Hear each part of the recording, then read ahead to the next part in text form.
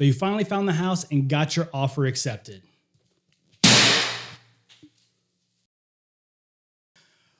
Wow. But before you get too excited and start celebrating too much, you need to know that the next step of buying a house is probably the most important one. And if it's not handled well, it can cause you a ton of unneeded stress and probably a whole lot of money down the line. But don't fear, because today we are actually going to talk about that next step, the option period, and more so the inspection report. Now, I've helped tons of buyers through the inspection process, and I've actually taken 200 hours of home inspector training classes. So in this video, I'm going to walk you through what happens during the option period, how to read your inspection report without completely freaking out, what additional inspections you may need, and which repairs are actually worth negotiating. So let's jump in. Now, what is the option period, you may be asking? Now, on page 2 of the contract, you're going to see the part that talks about the earnest money and the option fees.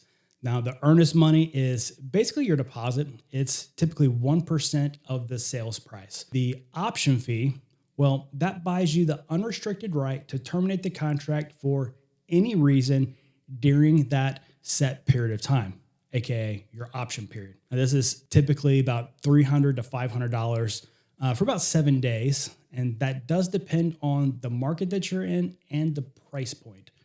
But this is your time to get your home inspection done and negotiate any repairs or money if needed.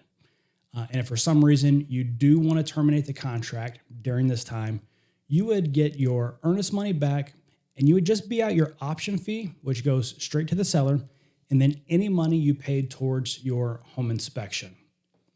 So right after you get under contract, now you're going to deliver your earnest and your option money to the title company. And then right away, you're going to schedule your home inspection because that option period clock is ticking. Now, your realtor might have some recommendations for an inspector, but you can also go and Google and start reading reviews. And honestly, I would start doing this, looking for an inspector before you ever get under contract so that you don't feel pressed for time once you are under contract. Now, having a good inspector is super, super important. And like every profession, not every inspector is equal. Your home inspection is going to charge between $400 to $600. And there's 3 questions that I would be asking them. 1, can they inspect the home early enough to leave you enough time to review the report and negotiate if needed? 2, what does their inspection include? So some inspectors offer additional services like pest or irrigation inspections. And one, they need a different certification, but also they do cost a little more. Also, some do carry additional tools like thermal cameras or a zip level to measure for potential foundation issues. So if foundation issues are common in that area, I would highly, highly recommend that. 3, will they walk you through all the major findings at the end of the inspection there on site? Most do, but it's worth asking. I always encourage my buyers to attend the last 30 minutes of the inspection. That way the inspector can physically show you the bigger issues and explain what they mean instead of you just trying to interpret everything from that report later. By the way, if you or someone you know is looking to buy a house in Central Texas area and you're looking for a realtor that can help walk you through all of these steps so that you don't, feel overwhelmed and not knowing what you're getting into, well, feel free to call or text me at any time. My cell phone is 512-826-7100. I'd love to help. Now, let's talk about the actual inspection report.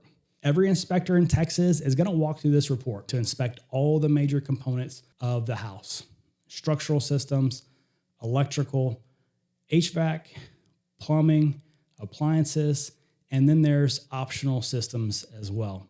And they're going to check off inspected, not present, or deficient on every single item in the house. They're going to write up comments and they're going to add pictures as necessary. So when you open up the report and see that it's 60 plus pages, Don't panic and automatically think that the house is a piece of crap and that's about to collapse or catch on fire or something. This is super normal. There is no such thing as a perfect house. It's just not going to happen. So when you look through your inspection report, I think it's really helpful to put all of the items on this report into 3 categories. Your first category, well, these are going to be general maintenance and cosmetic items like minor cracks in the drywall, paint touch-ups, caulking, a loose doorknob, weather stripping that's got, you can see daylight through, interior doors that don't latch properly. These things happen in every single resale home. And while they're a thing and they're worth knowing, it's more important to focus on the bigger issues. The second category, these aren't necessarily deal breakers. We may just need more information on them. Maybe the inspector notices signs of a foundation movement. It doesn't automatically mean that you need expensive repairs. It means you may want a foundation company or a structural engineer to evaluate those things further. Same goes with roofing, plumbing, electrical, HVAC concerns. Gather more information before you freak out or make any decisions and request all the things to be fixed. Third category, these are items that deserve your attention right here.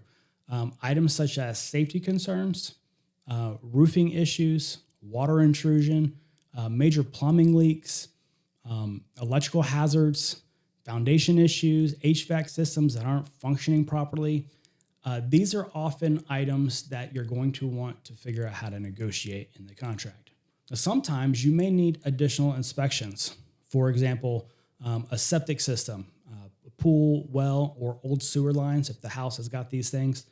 And like I mentioned before, if your home inspector finds a potential foundation issue, roof, plumbing, electrical, all that kind of stuff, or evidence of wood-destroying insects, it's often worth bringing in a specialist before making any decisions on what to do. Okay, now you have a list of all the deficiencies with the house. So how do you know which issues on an inspection report are worth negotiating? Now, I've had several clients who have looked through it and said, well, I want it all repaired. But usually that isn't very realistic. A lot depends on the current market that you're in. And also, how was the home priced to begin with? I mean, it may have been priced knowing that there's a lot of issues with it that need a lot of fixes. But you should start with the safety issues, the ones that are going to cost the most and the ones that are going to be the hardest to fix. Then I ask my clients, what is the most important for you? Because if someone handed you a list of 50 repairs and said, hey, I want these things done, you'd probably push back too. So it's important to prioritize what really matters. Now, once you decided what you want addressed, your realtor can then go back and forth and negotiate several different ways. You can request specific repairs. You can ask for closing cost credits. You can make the repairs later yourself after closing. You can request a price reduction in the home or any kind of combination of these. The seller can in turn, they can agree, they can counter, or they can just flat out decline. If they decline, you can still renegotiate. You can try again with something else. You can move forward with the purchase, or you can terminate the contract before your option period expires. A goal of an option period, it should not be to get a perfect house, because those don't exist. The main goal is to know what you're getting into. Here are some of the biggest mistakes I see buyers make during this time. Waiting too long to schedule your inspection, then you get stressed out and don't have time to do all your negotiating. Reading the inspection report without talking to the inspector and your realtor, then you're not really sure what to think and think everything's wrong. Thinking every deficiency is a deal breaker. Skipping on recommended specialty inspections. Trying to negotiate on every cosmetic issue, and missing option period deadlines. Avoiding these mistakes, and you'll put yourself in a much better position. If you're buying a home anywhere in New Braunfels, San Marcos, or the greater Central Texas area, I'd love to help you through the whole process. My goal isn't just to help you find the right house, is to make sure you understand exactly what you're buying so you can move forward with confidence and not stressed out about what might happen later down the road. If you have any questions, my contact information is down below in the description. And if you're wondering what happens before and after the option period, check out my complete step-by-step home buying process video right here. Thanks for watching, and I'll see you next time.